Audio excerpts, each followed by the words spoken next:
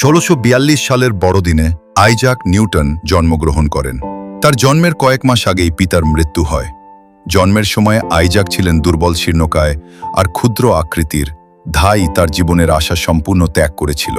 হয়তো বিশ্বের প্রয়োজনেই বিশ্ববিধাতা তার প্রাণ রক্ষা করেছিলেন। বিধবা মায়ের সাথেই নিউটনের জীবনের প্রথম 3 বছর কেটে যায়। এই সময় তার মা বার্নাবাস নামে এক ভদ্রলোকের প্রেমে পড়ে তাকে বিবাহ করেন। নববিবাহিত দম্পতির জীবনে শিশু নেহাতি অবাঞ্ছিত বিবেচনা করে যা শিশু নিউটনকে তার দাদির কাছে রেখে দেন। 12 বছর বয়সে নিউটনকে গ্রামের স্কুলে ভর্তি করে দেওয়া হলো। জন্ম থেকেই রুগ্ন ছিলেন নিউটন, তবু তার দুষ্টুমি কিছু কম ছিল না। কিন্তু শিক্ষকরা তার অসাধারণ মেধার জন্য সকলেই ভালোবাসতেন। কলেজে ছাত্র থাকাকালীন অবস্থাতেই তিনি অঙ্কশাস্ত্রের কিছু জটিল তথ্যের আবিষ্কার করেন। বাইনোমিয়াল থিওরাম, ফ্লাকশন, যা বর্তমানে ইন্টিগ্রাল ক্যালকুলাস নামে পরিচিত। 1666 সাল। এই সময় নিউটন একটি চিঠিতে লিখেছেন, আমি ফ্লাকশনস পদ্ধতি উদ্ভাবনের সাথে সাথেই মাধ্যাকর্ষণ শক্তির সম্বন্ধে চিন্তা ভাবনা করতে শুরু করেছি। ভাবতে অবাক লাগে, তখন নিউটনের বয়স মাত্র 24।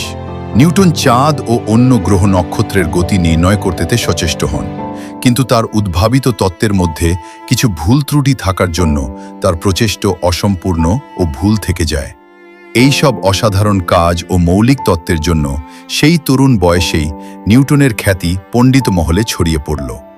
1667 সালে তার কৃতিত্বের জন্য ট্রিনিটি কলেজ তাকে ফেলো হিসাবে নির্বাচন করলেন। একজন 25 বছরের তরুণের পক্ষে এ এক দুর্লভ সম্মান।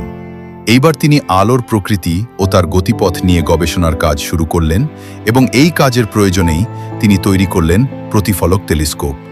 পরবর্তীকালে মহাকাশ সংক্রান্ত গবেষণার প্রয়োজনে যে উন্নত ধরনের টেলিস্কোপ আবিষ্কৃত হয়, তিনিই তার অগ্রগামী পথিক। নিউটন কেমব্রিজ বিশ্ববিদ্যালয়ে ট্রিনিটি কলেজের গণিতের অধ্যাপক হিসেবে নির্বাচিত হলেন। সেই সাথে আলোর বর্ণছাটা নিয়ে গবেষণার কাজ আরম্ভ করলেন। ইংল্যান্ডের রয়্যাল সোসাইটিও নিউটনের বৈজ্ঞানিক গবেষণার কাজে মুগ্ধ হয়ে তাকে সোসাইটির সদস্য নির্বাচিত করলেন। তখন তার বয়স মাত্র 29। ইংল্যান্ডের শ্রেষ্ঠ বিজ্ঞানীদের পাশে তাঁর স্থান হল। সোসাইটির প্রথম সভায় তার আলোকতত্ত্ব নিয়ে প্রবন্ধ পাঠ করলেন। তার বিষয়বস্তুর সঙ্গে একমত হতে না পারলেও সোসাইটির সমস্ত বিজ্ঞানী উচ্চকণ্ঠে তার বৈজ্ঞানিক নিবন্ধের প্রশংসা করলেন। তিনি যেন এক আত্মমগ্ন সাধক, নিজের স্বপ্নে বিভোর হয়ে আছেন। নিজের বেশবাস সাজগোজ কোন দিকে ভ্রুক্ষেপ নেই। প্রায়ই দেখা যেত তিনি কলেজে আসছেন, তার জামার বোতাম খোলা, পায়ের মোজা গুটিয়ে আছে, এলোমেলো চুল। তন্ময় হয়ে চলেছেন নতুন বৈজ্ঞানিক ভাবনায় বিভোর। কল্পনাপ্রবণ এই মনের জন্যই বাস্তব জগৎ সম্বন্ধে তার ধারণা ছিল অস্পষ্ট। একদিন একজন লোক তার বাড়িতে এসে একটা প্রিজম, তিনকোনা কাঁচ দেখিয়ে জিজ্ঞাসা করল, এর কত দাম হতে পারে? প্রিজমের বৈজ্ঞানিক গুরুত্ব বিবেচনা করে নিউটন বললেন, এর মূল্য নির্ণয় করা আমার সাধ্যের বাইরে। লোকটি নিউটনের কথা শুনে অস্বাভাবিক বেশি দামে প্রিজমটি বিক্রি করতে চাইল। কোনো দরদাম না করেই সেই দামে প্রিজমটি কিনে নিলেন নিউটন। নিউটনের বাড়িওয়ালা সব কথা শুনে বললেন, তুমি নেহাতি বোকা, এটা সাধারণ একটা কাঁচ, এই কাচের যা ওজন হবে সেই দামেই এটা কেনা উচিত ছিল। নিউটন কোনো কথা না বলে শুধু হাসলেন। পরবর্তীকালে এই প্রিজম থেকেই উদ্ভাবন করেন বর্ণতত্ত্ব। কলেজের ছুটির অবকাশে মায়ের কাছে গিয়েছেন নিউটন। দিনের বেশিরভাগ সময়ই বাগানের মধ্যে বসে থাকেন, প্রাণ ভরে উপভোগ করেন প্রকৃতির রূপ, রস, গন্ধ। একদিন হঠাৎ সামনে খসে পড়ল একটা আপেল। মুহূর্তে তার মনের কোণে উকি মারে এক জিজ্ঞাসা, কেন আপেলটি আকাশে না উঠে মাটিতে এসে পড়ল? এই জিজ্ঞাসাই মানুষের চিন্তার জগতে এক যুগান্তর নিয়ে এলো, জন্ম নিম্ন মাধ্যাকর্ষণ তত্ত্বের। যদিও এই চিন্তার সূত্রপাত হয়েছিল বহু পূর্বেই, তার পূর্ণ পরিণতি ঘটল 1687 সালে। নিউটন প্রকাশ করলেন তার কালজয়ী গ্রন্থ mathematical principles of natural philosophy. মানুষ মাধ্যাকর্ষণ শক্তির কথা সামান্য কিছু জানলেও এই বিশ্বব্রহ্মাণ্ড জুড়ে রয়েছে যে তার অস্তিত্ব, সে কথা কেউ জানত না। মাধ্যাকর্ষণ শক্তির এই আকর্ষণ গ্রহ, নক্ষত্র, পৃথিবীকে এক সূত্রে বেঁধে রেখেছেন। একদিন রাতে এক বন্ধুর বাড়িতে তার নিমন্ত্রণ হয়েছে। কাজ করতে করতে রাত হয়ে গিয়েছে। হঠাৎ তার মনে পড়ল বন্ধুর বাড়িতে যেতে হবে। তাড়াতাড়ি ঘর থেকে বার হলেন নিউটন। যখন বন্ধুর বাড়িতে গিয়ে পৌঁছলেন তখন গভীর রাত, চারদিক অন্ধকার। নিউটন বুঝতে পারলেন নিমন্ত্রণ পর্ব আগেই সেই শেষ হয়ে গিয়েছে। বাড়ি ফিরে এসে আবার কাজে বসলেন। রাতে খাওয়ার কথা মনেই হলো না তার। এতদিন মানুষের জানা ছিল না চন্দ্র সূর্যের সঠিক আয়তন। নিউটন তা নির্ণয় করলেন। প্রতিষ্ঠা হলো মাধ্যাকর্ষণ তত্ত্ব।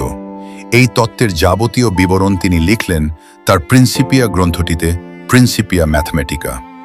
যখন এই বই প্রকাশিত হলো তখন অধিকাংশ মানুষের কাছেই মনে হলো এই বই যেমন জটিল তেমনি দুর্বোধ্য। নিউটনের এক দার্শনিক বন্ধু একদিন নিউটনকে জিজ্ঞাসা করলেন, কিভাবে তোমার লেখার অর্থ বোঝা সম্ভব? নিউটন তাকে একটি বইয়ের তালিকা দিয়ে বললেন, আপনি আগে এই বইগুলো পড়েন, তাহলে আমার তত্ত্ব বোঝা সহজ হবে। ভদ্রলোক তালিকাটি দেখে বললেন, নিউটনের তত্ত্ব বোঝা আমার সাধ্যের বাইরে, কারণ প্রাথমিক তালিকার এই কোটি বই পড়া শেষ করতেই আমার অর্ধের জীবন কেটে যাবে।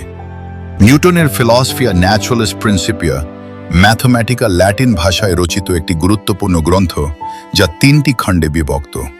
প্রথম খণ্ডে তিনি গতির 3টি সূত্র ব্যাখ্যা করেন। দ্বিতীয় খণ্ডে গ্যাস ও তরলের গতি এবং বয়েলের সূত্র নিয়ে আলোচনা করেন। তৃতীয় খণ্ডে তিনি মাধ্যাকর্ষণ তত্ত্ব বিশদভাবে উপস্থাপন করেন। নিউটন বুঝতে পেরেছিলেন যে মাধ্যাকর্ষণ শক্তির কারণেই গ্রহগুলো সূর্যকে কেন্দ্র করে এবং চাঁদ পৃথিবীকে কেন্দ্র করে ঘোরে। তিনি দেখান, দুটি বস্তুর মধ্যে মহাকর্ষ বল তাদের ভরের সমানুপাতিক ও দূরত্বের বর্গের ব্যস্তানুপাতিক। একই তত্ত্ব সূর্য, গ্রহ, পৃথিবী, চাঁদ, এমনকি জোয়ার ভাটা সহ জগতের সব বস্তুর ক্ষেত্রেই প্রযোজ্য। তার সাথে দেখা করার জন্য দূর দূরান্ত থেকে বিজ্ঞানী ও শিক্ষার্থীরা আসতেন, এতটাই বেশি যে কখনো কখনো তিনি বিরক্ত হয়ে যেতেন। তবে এত সম্মান পাওয়ার পরও তিনি ছিলেন অত্যন্ত বিনয়ী। মৃত্যুর কিছুদিন আগে তিনি বলেছিলেন, আমি জানি না পৃথিবীর কাছে আমি কেমন মনে হয়, কিন্তু আমার কাছে আমি নিজেকে মনে করি এক ছোট বালকের মতো, যে সমুদ্রের তীরে খেলা করছে এবং মাঝে মাঝে একটি সুন্দর নুড়ি বা ঝিনুক খুঁজে পেয়ে আনন্দ পাচ্ছে, অথচ সত্যের বিশাল সমুদ্র তার সামনে এখনও অনাবিষ্কৃত পড়ে আছে। বয়স বাড়ার সাথে সাথে তার শরীর দুর্বল হয়ে যায়। তিনি অসুস্থ হয়ে পড়েন এবং ধীরে ধীরে কাজ কমিয়ে দেন। অবশেষে 1727 সালে 84 বছর বয়সে এই মহান বিজ্ঞানী মৃত্যুবরণ করেন। তার মৃত্যুর পর তাকে ইংল্যান্ডের ওয়েস্টমিনস্টার অ্যাবেতে সমাহিত করা হয়, যেখানে শুধুমাত্র দেশের সবচেয়ে সম্মানিত ব্যক্তিদের স্থান দেওয়া হয়। এটি প্রমাণ করে তিনি শুধু একজন বিজ্ঞানী ছিলেন না, তিনি ছিলেন এক যুগান্তকারী কিংবদন্তি। তার মৃত্যুর পর তার অনেক গোপন লেখা প্রকাশ পায়, যেখানে দেখা যায় তিনি শুধু বিজ্ঞান নয়, ধর্ম, রসায়ন এবং ইতিহাস নিয়েও গভীরভাবে গবেষণা করেছিলেন। একটি সাধারণ আপেল পড়ে যাওয়ার ঘটনা যদি পৃথিবীর সবচেয়ে গুরুত্বপূর্ণ বৈজ্ঞানিক আবিষ্কারের জন্ম দিতে পারে, তাহলে আমাদের জীবনের ছোট ছোট প্রশ্নও হয়তো বড় পরিবর্তনের সূচনা করতে পারে।